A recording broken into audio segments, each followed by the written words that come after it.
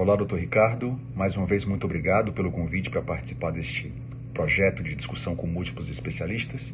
E a questão hoje é revisitar a pergunta: qual é a doença mais responsável por mortalidade? E nós nos acostumamos a pensar que a doença cardiovascular, as doenças cardiovasculares, serão as principais responsáveis pelos óbitos no mundo todo. Continua sendo assim em todo o mundo, mas tem havido uma transição.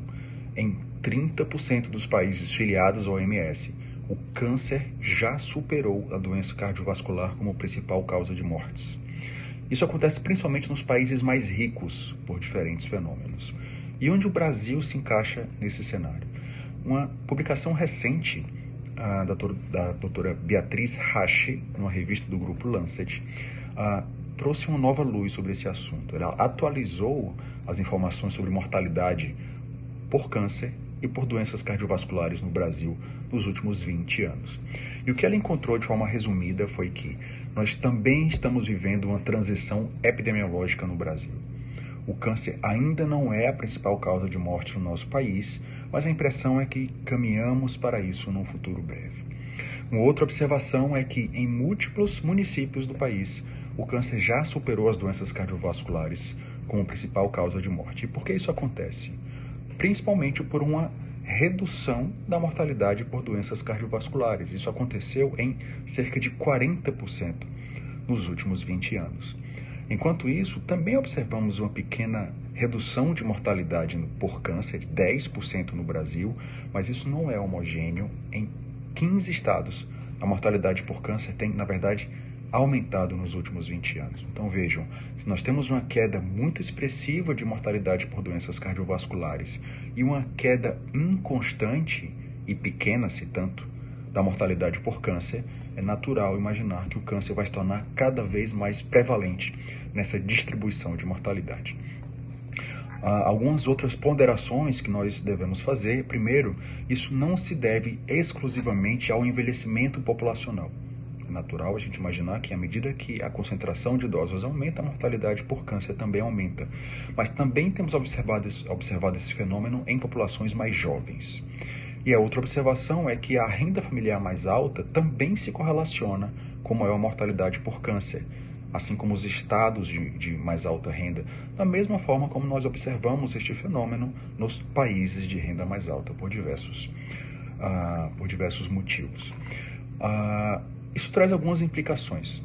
Está claro que o câncer se torna cada vez mais relevante e que será em breve a principal causa de mortalidade. Nós precisamos estar preparados para lidar com isso. Isso passa por uma priorização de prevenção e de medidas de controle do câncer. Isso passa fundamentalmente por medidas de prevenção primária do câncer. Isso passa também por ampliação da rede de tratamento oncológica, que hoje é muito mal distribuída no Brasil. Há uma grande rede distribuída nas regiões sudeste, nas regiões sul, mas no Ceará, por exemplo, os pontos de tratamento de câncer são muito isolados entre si.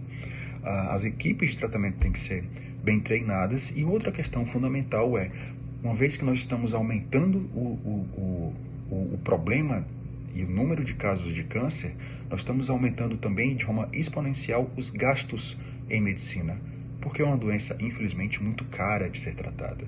E também precisamos pensar como equacionar o problema do crescimento progressivo de custos da oncologia.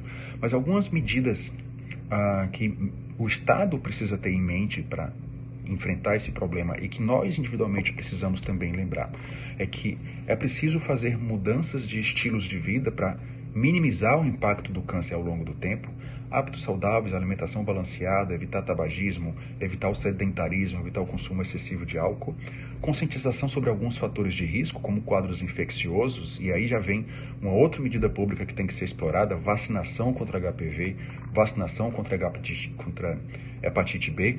Precisamos rastrear precocemente com medidas como mamografia amplamente acessível, colonoscopia, que é uma grande limitação no serviço público, exame de prevenção de câncer de colo uterino, assim como precisamos maximizar o acesso aos serviços, o início mais rápido ao diagnóstico e ao tratamento, e o acesso ampliado a regimes otimizados de terapia antineoplásica.